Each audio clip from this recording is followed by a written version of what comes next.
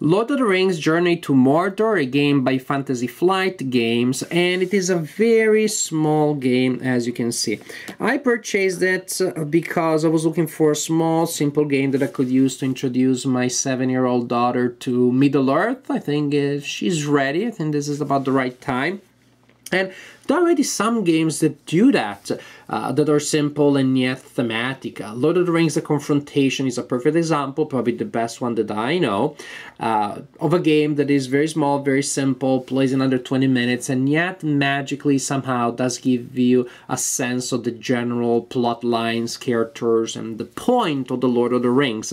It is like a haiku version. It's a masterpiece of game design economy and thematic concentration.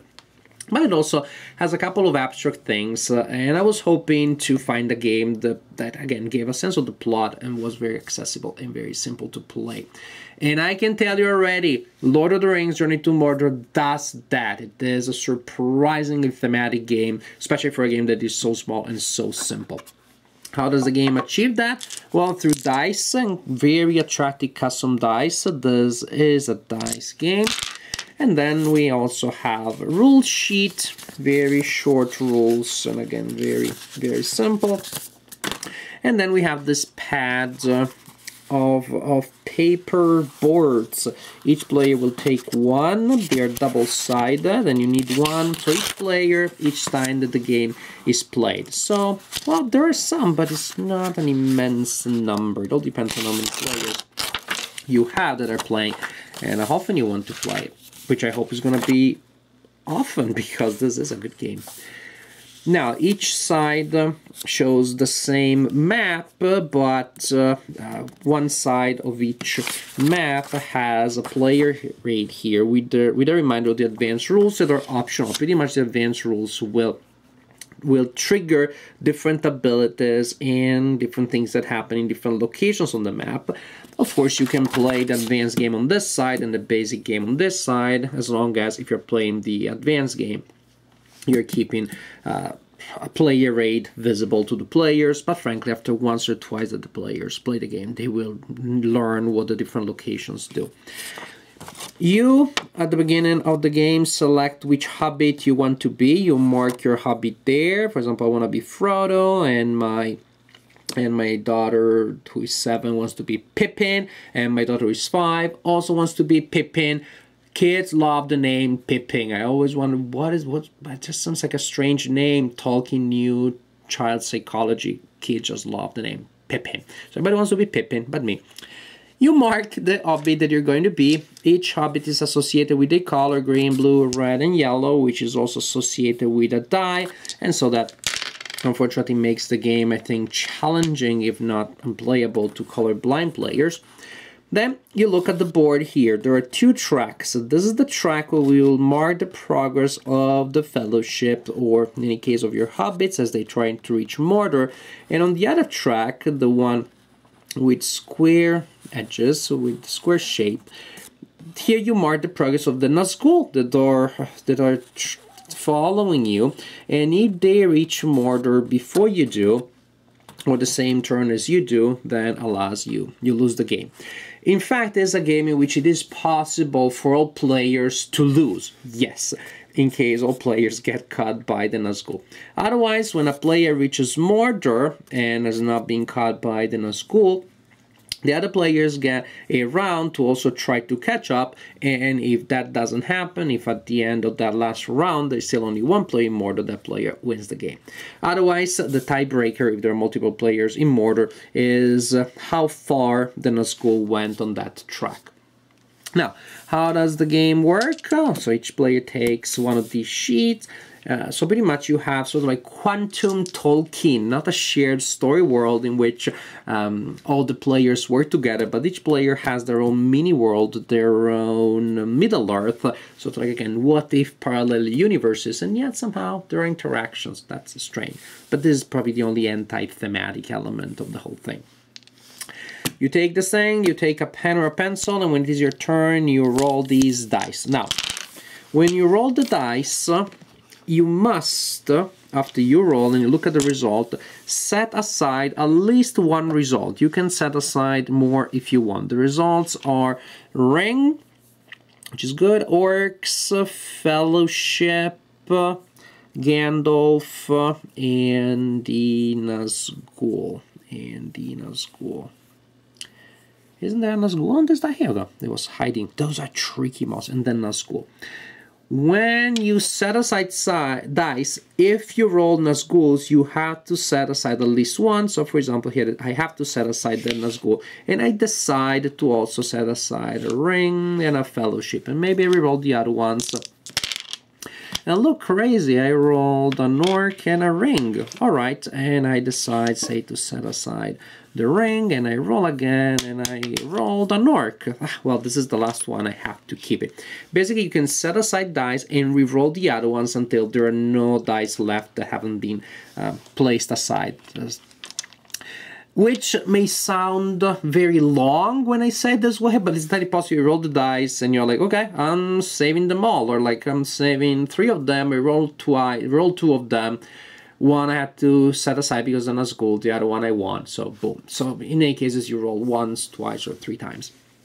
What happens next when you have your pool of dice? You use them to do stuff. For each ring that you have, you will mark a spot on this track here, starting from here and going towards Mordor. So this is pretty good because I move by 2 rings, that is by 2 spaces. However, the orcs are trying to stop me.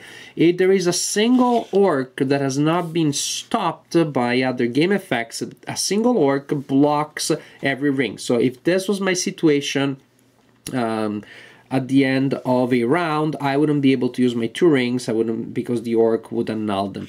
Each orc needs a fellowship symbol to block it. So it's good when you're rolling dice to say some fellowship, but it's also good to save the rings. But it's also good to save Gandalf, because Gandalf can help you too.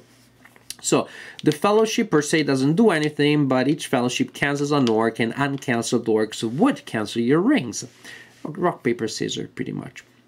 The Nazgul, for each Nazgul symbol, you mark a box on this track here, and that's how the Nazgul advance on their track.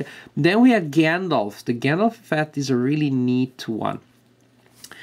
For each Gandalf you have, you draw a line in the middle of a box on the Nazgul track. The Nazgul haven't reached yet, and now that box becomes 2 boxes. So basically, when you will make a mark next time in a box that's been divided, you will take 2 marks, one on one side of the line and one on the other, before they can reach the next box. Pretty much each Gandalf makes the track of the Nazgul longer by an extra box, by dividing a box into. So really simple, really neat idea. Then what do we have? Then we have the tree. The tree, if set aside, you do not set aside anything else. That ends your round, and basically you do not have to re-roll until you're done. Pretty much it allows you to end your turn early if you find a lot of good stuff and you don't want to re-roll anything else. For example, under normal circumstances, suppose that I just rolled these results. Suppose actually that I just rolled this result here. This is my first roll in a turn. This is pretty good. Hooray! I got 3 rings, but then I'm gonna set aside this one, so I do not have to reroll this guy here. I don't have to reroll this guy here, because of course if I did reroll it and I didn't have this one, and a single orc would cancel all of those. That means if I have this situation here, I had to reroll, because I can set aside these guys. I sure don't want to set them aside. I reroll them, and maybe I get 2 orcs again, or an orc and a Nazgul, which would be the worst thing. I don't advance on the track, and I also get a Nazgul. So if you have a good combination of symbols and you don't want to risk re-rolling the remaining dice, the tree is what you're going for. Also, the Nazgul. The Nazgul, I said, they advance the Nazgul on your track. Not all of them, though. The Nazgul on the black die advances the Nazguls on your track. A Nazgul rolled on the die of your color, say red for Sam, yellow for Frodo, advances on a school on the track of that player, wherever the player is. So if I am Frodo and my daughter is Pippin, and I roll on a school here on the green die, my daughter's Nazgul will advance by 1, even if it's not her turn. And if anybody in the game rolls a Nazgul on the yellow die, they will make the Nazgul advance on my track. So this is a neat little thing because it encourages other people to pay attention even when it's not their turn, which is very interesting. It makes downtime less of a problem. By the way, it's not a problem to start with. Then I would say it completely obliterates downtime. And actually it even gives you the possibility of influencing things, because if I have several bad results, then I could set aside, well, I'm gonna set aside the one that will give you a negative effect. Or if I'm re-rolling something, if I'm re-rolling, say, this die here, then when I re-roll it, I'm hoping to re-roll it and to re-roll it and to get a Nazgul. For example, say I already set aside a bunch of dice, and now I have these two results. I had to set aside a list 1. Well, if I'm not Frodo, all other things being equal, I prefer to set aside this one rather than this one, because I get a hope of rerolling this one and getting a Nazgul to use against my enemy. So there's a little extra decision there, which I have to say it's anti-thematic, because the Fellowship is all about being fellows, helping each other, cooperating. It shouldn't be, well, not only do I want to reach Mordor, but I want you not to do it. On the other hand, it's not like they're betraying each other, because, again, this is quantum Tolkien. Within this Fellowship, I'm still cooperating with all the members of my Fellowship and all my allies that are represented here, so I guess that is fine. Usually I do not like this sort of the confrontational and competitive mechanics that go against the cooperative spirit of the Lord of the Rings. It's fine if 2 players, I am the evil guys and you're the bad guys, and I expect the evil guys to try to be mean to me.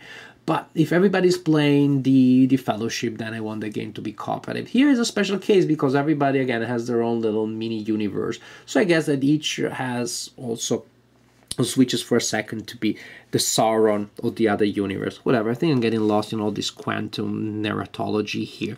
The point is the game works. The game works as a haiku version of Lord of the Rings, magically, mysteriously, really gives you a sense of what this is all about. You want to keep the Nazgul busy. Gandalf can still behind to delay the bad guys. The orcs are trying to stop you.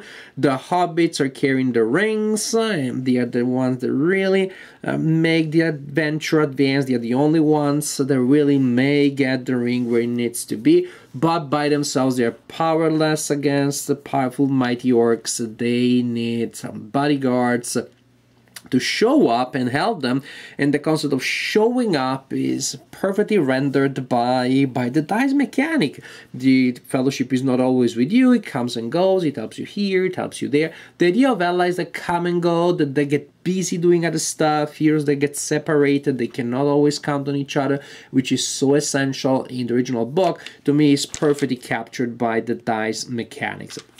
As a game, the game works. I think I would have fun playing the game even if I knew absolutely nothing about the Lord of the Rings. As is, the game to me has a huge added value as indeed a playable mini version of the Lord of the Rings that has the advantage of being playable with players that are not hardcore gamers, and yet still it gives me a sense, it gives me a general impression of what the Lord of the Rings is all about.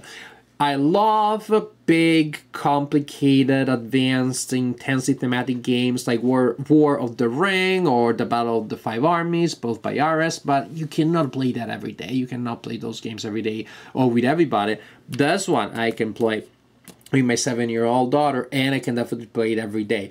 And if my 7-year-old daughter keeps being into this game as she has been, we will be playing it every day for a while. What I can tell you is that she became curious and excited about the story through this game. Yes, it worked perfectly as an introduction to Tolkien that I was looking for. And now we're listening to the audiobook of The Hobbit. Yes, I told her you had to wait before we get to Lord of the Rings. We got to do The Hobbit because that's just good parenting. Lord of the Rings, Journey to Mordor, great for parents that want to introduce Lord of the Rings to their children, great for any gamer out there really that likes a good simple dice games with still a theme, with still interesting decisions. The decisions are not super deep, they're not very complicated, but there's also an element of strength in that because gameplay feels so intuitive. The theme itself sort of like acts as a reminder of what the icons can do and how they work. The orcs stop the rings, the fellowship stops the orcs, and so on and so forth.